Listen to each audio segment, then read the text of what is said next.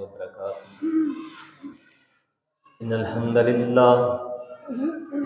لله نحمده ونستعينه ونستغفره ونعوذ بالله من شرور أنفسنا ومن سيئات أعمالنا.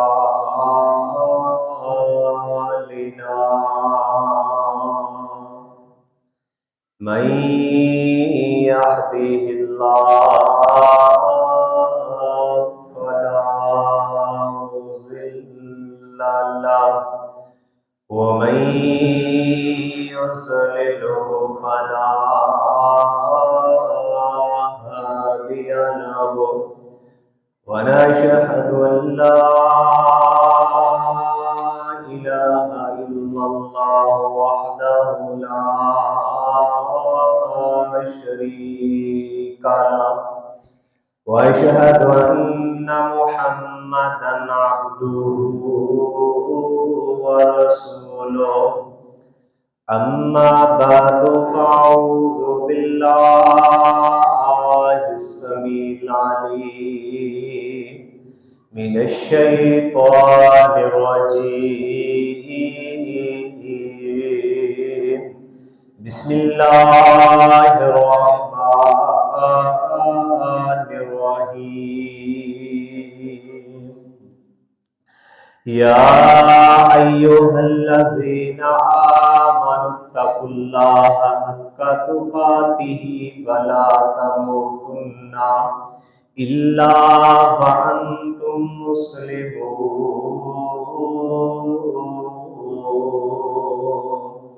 يا أيها الناس اتقوا ربكم الذي خلقكم من نفس واحدة وخلق منها زوجها وبث منهما رجالا كثيرا ونساء.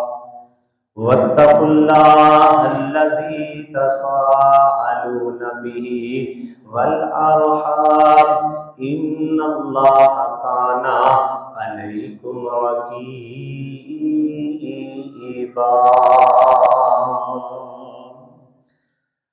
يا أيها الذين آمنوا اتقوا الله وقولوا قولا سديدا يصلح لكم أعمالكم ويغفر لكم ذنوبكم ومن يطع الله ورسوله فقد فاز فوزا عظيما.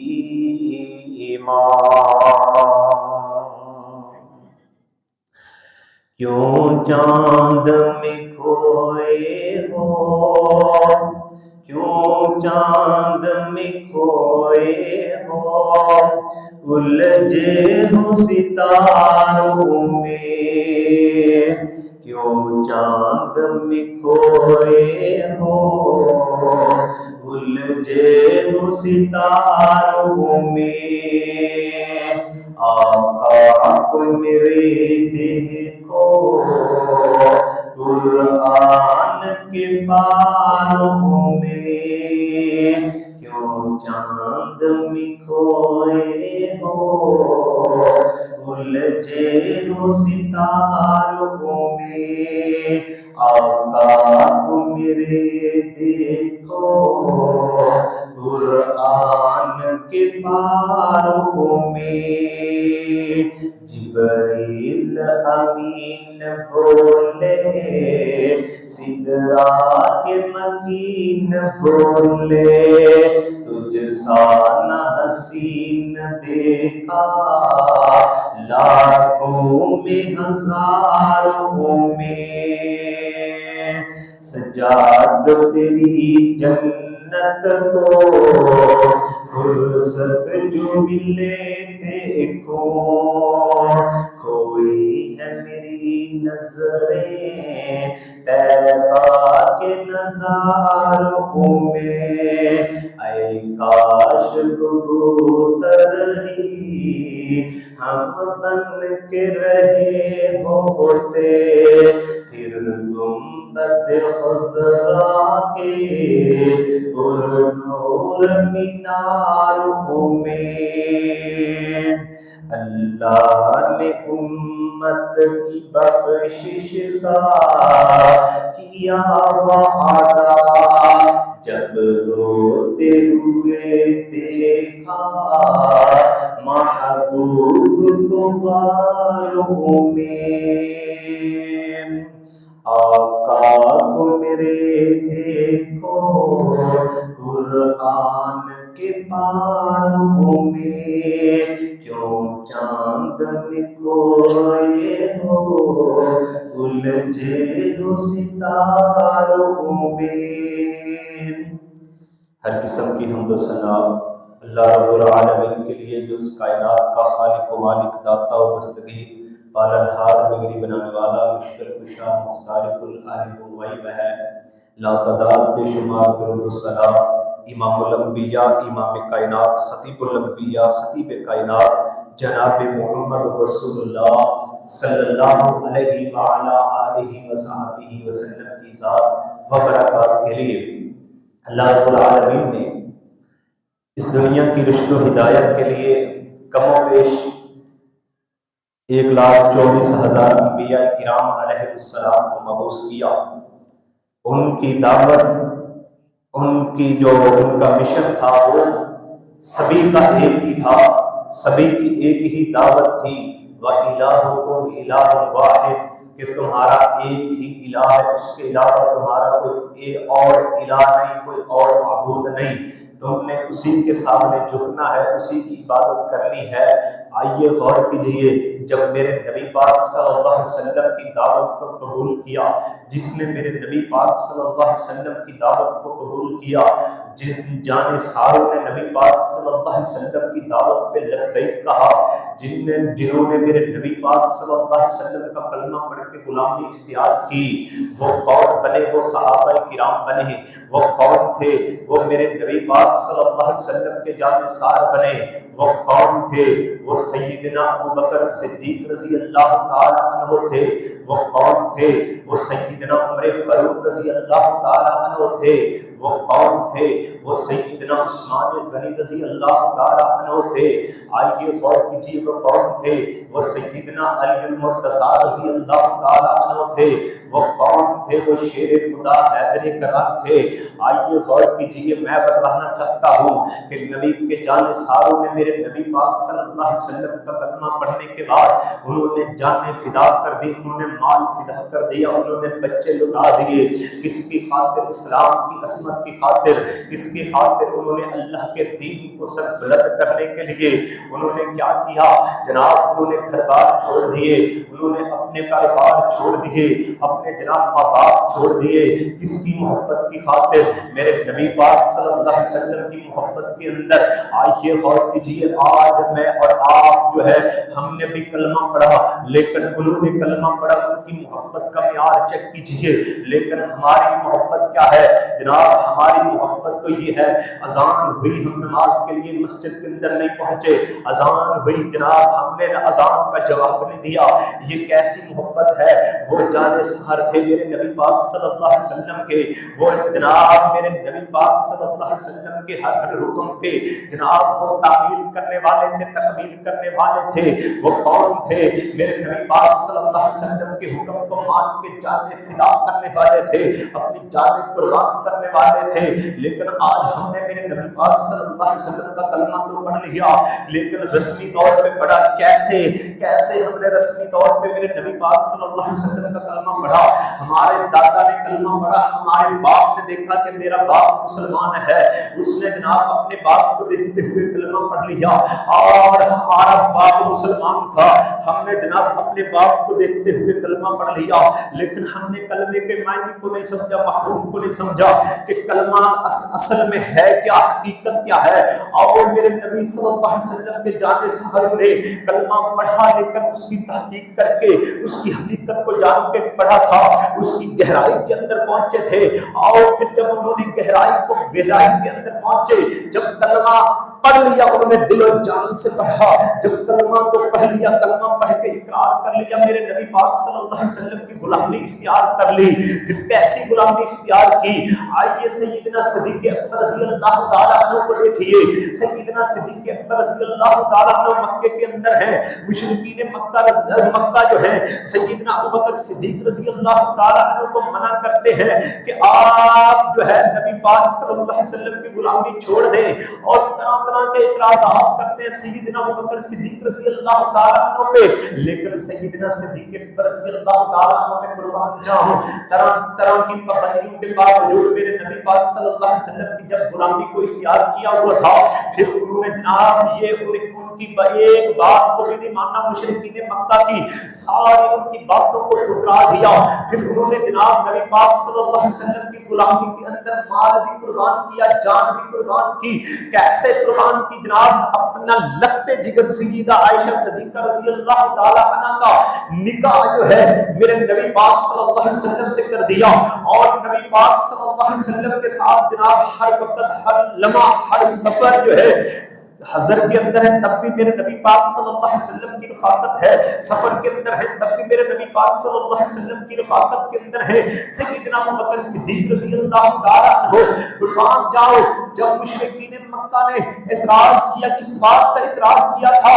جب میرے نبی پاک صلی اللہ علیہ وسلم معراج پہ گئے، اس وقت جو ہے سارے لوگ میرے نبی پاک صلی اللہ علیہ وسلم کی اس بات کو جھٹلا رہے تھے کہ کیا کوئی ایسا بندہ بھی ہو سکتا ہے کہ جو ایک رات کے اندر بیت اللہ سے بیت المقدس اور پھر وہاں سے سدرۃ المنتہا جائے اور واپس بھی آ جائے؟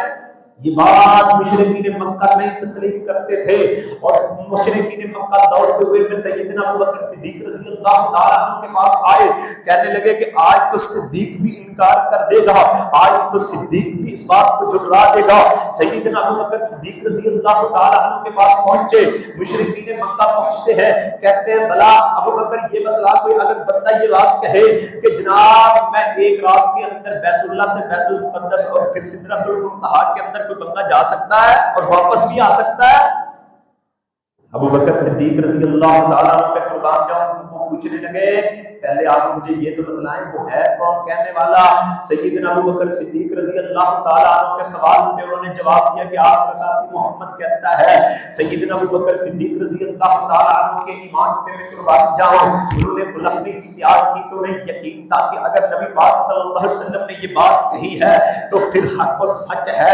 ابوبکر صدیق رضی اللہ تعالیٰ عنہ نے میرے نبی پاک صلی اللہ علیہ وسلم کی زبان ادر سے یہ بات سنی نہیں تھی لیکن تصدیق کر دی، یہ تھا ایمان، یہ تھا یقین۔ لیکن آج ہم نے کلمہ پڑھ لیا لیکن ہمارے اندر وہ یقین نظر نہیں آتا، وہ ایمان نظر نہیں آتا۔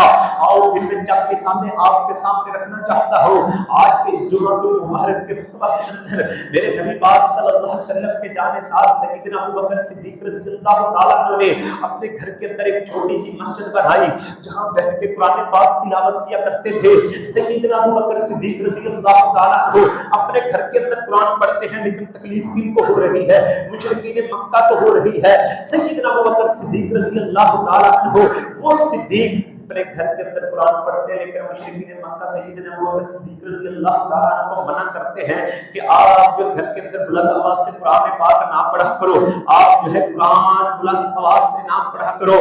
سیدنا ابوبکر صدیق رضی اللہ تعالیٰ عنہ کو حتیٰ کہ مشرکین مکہ نے ہجرت کرنے پہ مجبور کر دیا، تک کیا، سزائیں دی۔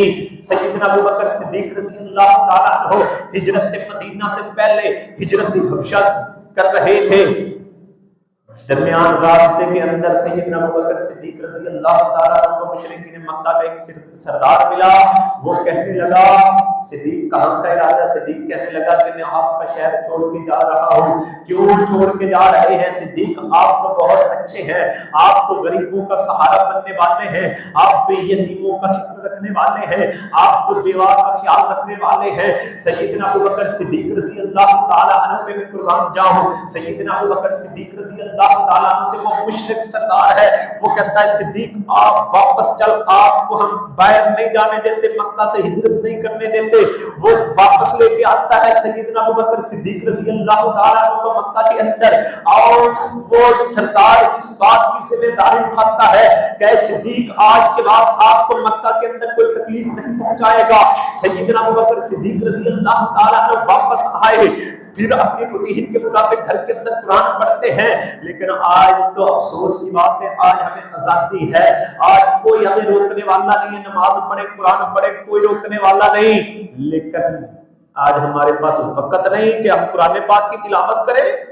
آج ہم قرآن پاک نہیں پڑھتے آزاد ہوتے ہوئے بھی، آج ہمیں کوئی منع کرنے والا نہیں، ہمارے پاس وقت موجود ہے، آج ہمارے پاس سب کچھ موجود ہے، سہولیات آزادی ہے، لیکن افسوس کی بات ہے کہ ہم قرآن پاک نہیں پڑھتے۔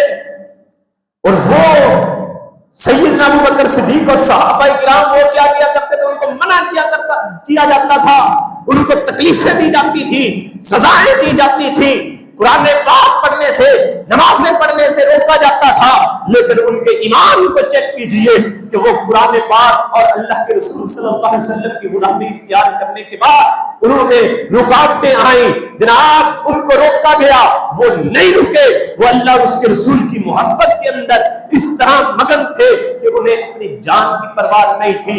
آئیے غور کیجئے میرے نبی پاک صلی اللہ علیہ وسلم کا کلمہ پڑھنے والوں، جب سیدنا ابوبکر صدیق رضی اللہ تعالیٰ عنہ نے سیدنا علی المرتضیٰ رضی اللہ تعالیٰ عنہ اور نبی پاک صلی اللہ علیہ وسلم اور نبی پاک علیہ السلام کے دیوانے سیدنا ابوبکر صدیق رضی اللہ تعالیٰ عنہ نے مل کے ہجرت مدینہ کی، اس وقت کیا تھا؟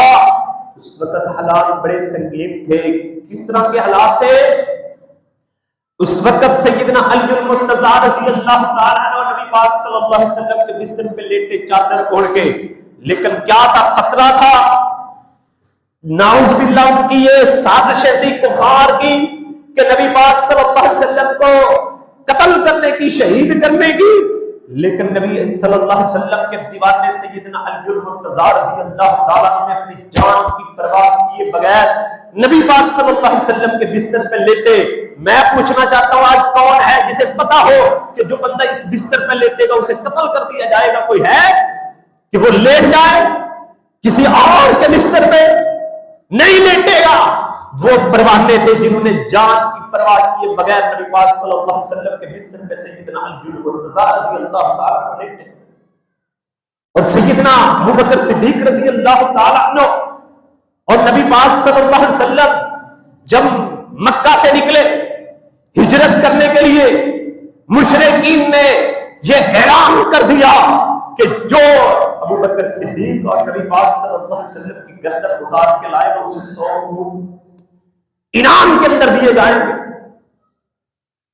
بتلائیے وہ صدیق سیدنا ابوبکر صدیق رضی اللہ تعالیٰ عنہ ہے جس نے جان کی پرواہ کیے بغیر میرے نبی پاک صلی اللہ علیہ وسلم کا ساتھ دیا۔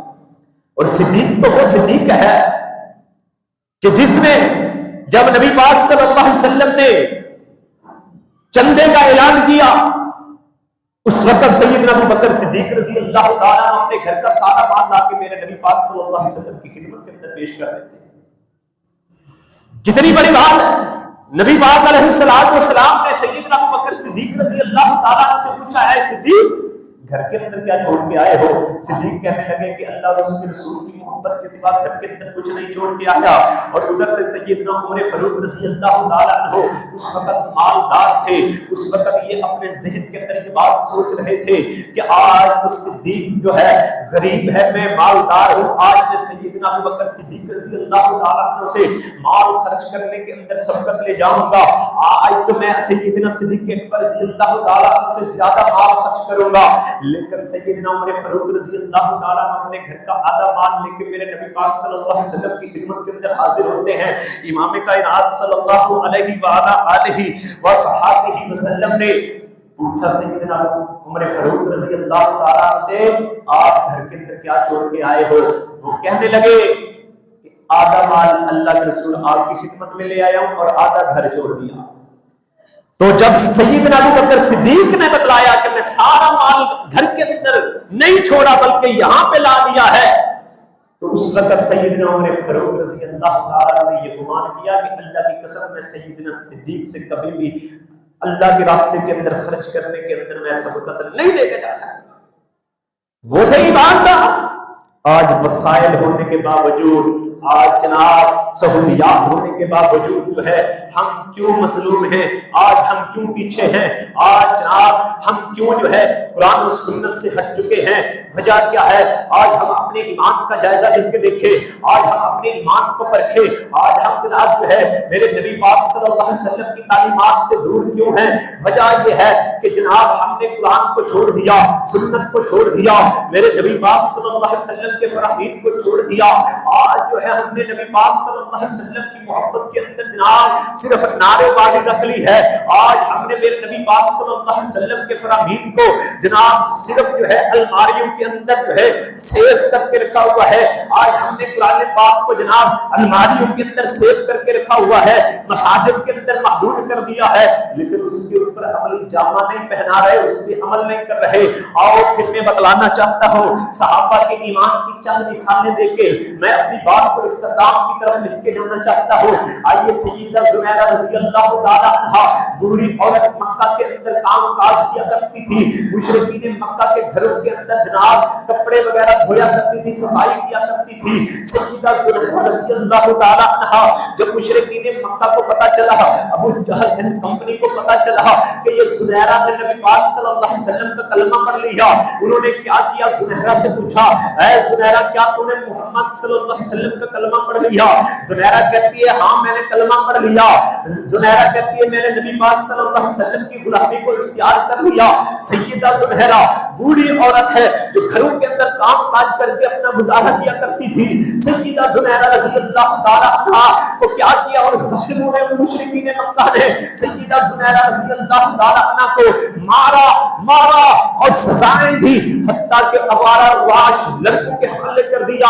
سیدہ زنیرہ رضی اللہ تعالی عنہا کو حتیٰ کہ جناب گرم کوئلوں کے اوپر لٹاتے، اور پھر ایک وقت ایسا آیا زنیرہ رضی اللہ تعالی عنہا کو سزائیں دینے کے اندر انہوں نے کوئی کسر نہیں چھوڑی، گرم سلائیاں کر کے سیدہ زنیرہ رضی اللہ تعالی عنہا کی آنکھوں کے اندر ڈالی، اور کہنے لگی، وہ مشرکین مکہ کہنے لگے کہ یہ دیکھو ہمارے لات منات عزا نے، ہمارے بتوں نے تمہاری آنکھوں کی بینائی لے لی۔ سیدہ زنیرہ رضی اللہ تعالی عنہا کے ایمان کے کیا کہنے؟ سیدہ زنیرہ رضی اللہ تعالی عنہا کہتی ہے سن لو مشرکو، الا لا تذر المنات ولا عزا، یہ تمہارے لات منات عزا جو ہے نہ نفع کے مالک ہے نہ نقصان کے مالک ہے۔ اس وقت جو ہے پریشانی کے عالم کے اندر نڈھال پڑی تھی۔ زنیرہ رضی اللہ تعالی عنہا اٹھ کے بیٹھی، کہنے لگی کہ میرا رب جو ہے وہ نفع اور نقصان کا مالک ہے، وہی تکلیف دینے والا ہے، وہی جو ہے آسانیاں دینے والا ہے، وہی تکلیف کو دور کرنے والا ہے۔ سیدہ زنیرہ رضی اللہ تعالی عنہا جب بیٹھی تو میرے رب نے سیدہ زنیرہ رضی اللہ تعالی عنہا کی آنکھوں کی بینائی واپس لوٹا دی۔ یہ تھا ایمان، یہ تھی طرف، یہ تھی لگن، یہ تھی محبت اسلام کے ساتھ اور میرے نبی پاک صلی اللہ علیہ وسلم کے ساتھ۔ اگر انہوں نے کلمہ پڑھا تو کلمے کے اوپر یقین رکھا، سزائیں برداشت کی، تکلیفیں برداشت کی، ظلم و ستم برداشت کیا، لیکن میرے نبی پاک صلی اللہ علیہ وسلم کی محبت کے اندر انہوں نے آنچ نہیں آنے دی۔ آؤ پھر میں یہاں پہ ایک حدیث بیان کرنے لگا ہوں۔ میرے نبی پاک علیہ السلام نے فرمایا لا یؤمن احدکم احب الیہ من والدہ وولدہ والناس اجمعین، کوئی بندہ اس وقت تک مومن نہیں ہو سکتا جب تک میرے نبی پاک صلی اللہ علیہ وسلم کے ساتھ اپنی جان مال اولاد بیوی بچے دنیا کائنات کی ہر چیز سے بڑھ کے میرے نبی پاک صلی اللہ علیہ وسلم کے ساتھ محبت نہیں کر لیتا، تب تک بندہ مومن نہیں ہو سکتا۔ اور سنیے میرے نبی پاک صلی اللہ علیہ وسلم کے دیوانے سیدنا عمر فاروق رضی اللہ تعالیٰ عنہ ایک دن میرے نبی پاک صلی اللہ علیہ وسلم کے ساتھ بیٹھے ہوئے تھے۔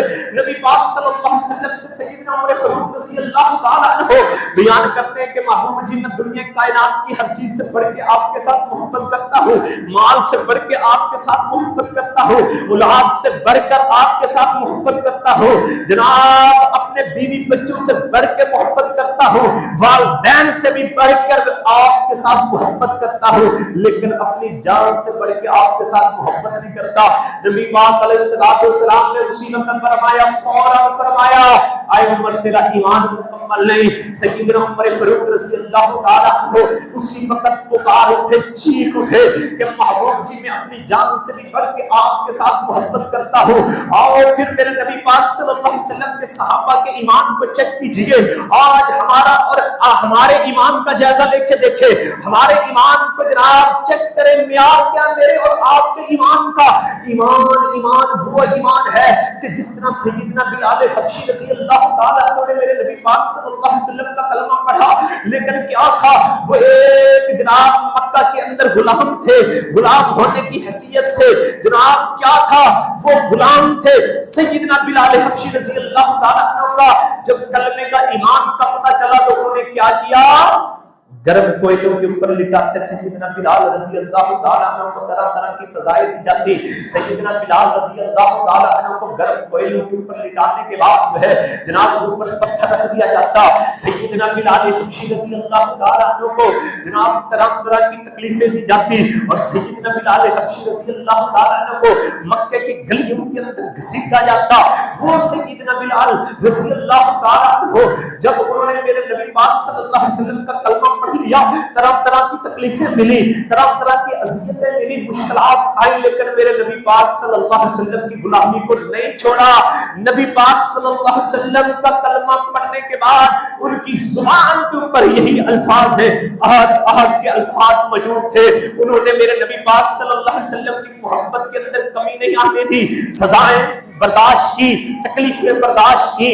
جناب طرح طرح کے جناب سیدنا بلال حبشی رضی اللہ تعالیٰ عنہ نے مشکل حالات کو برداشت کیا, لیکن میرے نبی کی محبت کے اندر آنچ نہیں آنے دی. آج کا مسلمان جو ہے چند ٹکے مل جائیں, پیسے مل جائیں, محبت رسول ختم جو ہے صرف آج میرے اور آپ کے اس علاقے کے اندر جناب اس ملک پاکستان کے اندر جو ہے ہمیں دین ملا, فری کے اندر گھر بیٹھے ملا. آج اس لیے ہم نے جناب میرے نبی پاک صلی اللہ علیہ وسلم کی سنت کو اور میرے نبی پاک صلی اللہ علیہ وسلم کے احکامات کو ہم نے ترجیح نہیں دی. اس وجہ سے ہم نے ترجیح نہیں دی. اگر اسلام کے لیے محنت کی ہوتی تو پھر آج یقیناً جو ہے ہمیں اسلام کی قدر ہوتی اور اہمیت ہوتی. میں بتلانا چاہتا ہوں کہ ہمارے اکابرین اول برادری کے جو مہاجر تھے جنہوں نے ہندوستان سے ہجرت کی, ان سے دین اسلام کی اہمیت پوچھ کے دیکھے. جنہوں نے اسلام کی خاطر ہندوستان کو چھوڑا اور ملک پاکستان کے اندر آئے, ہجرتیں کی, مشکل حالات انہوں نے دیکھے اسلام کی خاطر. لیکن آج یہ نوجوان نسل, نیو جنریشن جو ہے, اس کو فری کے اندر اسلام ملا, گھر بیٹھے دین مل گیا, اس لیے کوئی قدر نہیں, اہمیت نہیں ہے. دل کیا تو نماز پڑھ لی, دل کیا تو جناب قرآن پاک کی تلاوت کر لی, دل کیا تو مسجد کے اندر آ گئے, دل کیا تو جناب اللہ اور اس کے رسول کے احکامات کو پڑھ لیا, ان پہ عمل کر لیا. ورنہ محبت, جو تڑپ, جو چاہت, جو لگن ہونی چاہیے وہ نظر نہیں آتی. وجہ یہی ہے کہ محنتیں جو ہیں, کوششیں جو ہے ہمارے اکابرین نے کی, لیکن ہمیں یہاں پہ گھر بیٹھے اسلام ملا, فری کے اندر, آزادی کے اندر ملا. اس لیے ہم نے اسلام کی خاطر جناب کوئی تکلیف برداشت نہیں کی, اس لیے ہمیں جناب کوئی اہمیت نہیں ہے. آئیے غور کیجیے, سیدنا علی المرتضیٰ رضی اللہ تعالیٰ عنہ میرے نبی پاک صلی اللہ علیہ وسلم کے بڑے پیارے صحابی, میرے نبی پاک صلی اللہ علیہ وسلم کا کلمہ پڑھنے والے, شیر خدا حیدر کرار سیدنا علی المرتضیٰ رضی اللہ تعالیٰ عنہ. وہ کون علی ہے؟ علی رضی اللہ تعالیٰ عنہ وہ ہے میرے نبی پاک صلی اللہ علیہ وسلم کے جب مدینہ سے خط روانہ ہوا, مخبری کا کسی نے خط روانہ کر دیا کہ مدینہ والے جو ہے اس مسلمان جو ہے جناب مکے کے اوپر حملہ کرنے کے لیے تیاری کر رہے ہیں، جہاد کی تیاری کر رہے ہیں، کسی نے جناب ایک عورت کو جناب خط دے کے مکہ کی طرف روانہ کر دیا کہ تاکہ ان کو اطلاع کر دی جائے، لیکن میرے نبی پاک صلی اللہ علیہ وسلم کو میرے رب نے جو ہے وحی کے ذریعے بتلا دیا کہ مدینہ سے خط مکہ کی طرف روانہ ہو چکا ہے۔ میرے نبی پاک صلی اللہ علیہ وسلم نے سیدنا علی المرتضیٰ رضی اللہ تعالیٰ عنہ اور چند دو صحابہ اور تھے، ان کو بلایا، بتلایا کہ وادی خاک نامی جگہ پہ ایک عورت ہے، اس کے پاس خط ہے، وہ مدینہ سے خط لے کے مکہ کی طرف روانہ ہو چکی ہے۔ میرے نبی پاک صلی اللہ علیہ وسلم نے شیر خدا حیدر کرام سیدنا علی المرتضیٰ رضی اللہ تعالیٰ عنہ کو ساتھ بھیجا۔ سیدنا علی المرتضیٰ رضی اللہ تعالیٰ عنہ وادی خاک نامی جگہ پہ پہنچے، وہاں پہ پہنچتے اسی عورت کو وہیں پاتے جہاں پہ میرے محبوب پیغمبر صلی اللہ علیہ وسلم نے فرمایا تھا کہ آپ کو اسی جگہ پہ ملے گی۔ وہ عورت اسی جگہ پہ عین اسی ٹائم ملی جب وہ حضرت علی المرتضیٰ اور باقی صحابہ جو تھے وہاں پہنچے۔ پھر سیدنا علی المرتضیٰ اور صحابہ کرام نے نبی پاک صلی اللہ علیہ وسلم کے بتلائے ہوئے جناب اس نشاندہی کے مطابق اس عورت سے پوچھا کہ تیرے پاس ایک خط ہے وہ ہمارے حوالے کر دے۔ وہ عورت کہتی ہے میرے پاس کوئی خط نہیں ہے، آپ کو غلط فہمی ہوئی ہے۔ سیدنا علی المرتضیٰ رضی اللہ تعالیٰ عنہ نے اللہ اکبر میں قربان جاؤں، ان کے ایمان پہ قربان جاؤں، عورت انکار کرے میرے پاس خط نہیں ہے۔ سیدنا علی المرتضیٰ رضی اللہ تعالیٰ عنہ اس عورت سے کہتے ہیں تیرے پاس خط موجود ہے، اللہ کی قسم جس ذات نے جس ہستی نے ہمیں بھیجا ہے وہ جناب کبھی جھوٹی ہستی نہیں ہو سکتی، وہ نبی کبھی جھوٹے نہیں ہو سکتے جن کا ہم نے کلمہ پڑھا ہے، تیرے پاس خط موجود ہے۔ پھر بھی وہ عورت انکار کرتی ہے، وہ عورت کہتی ہے میرے پاس خط موجود نہیں ہے۔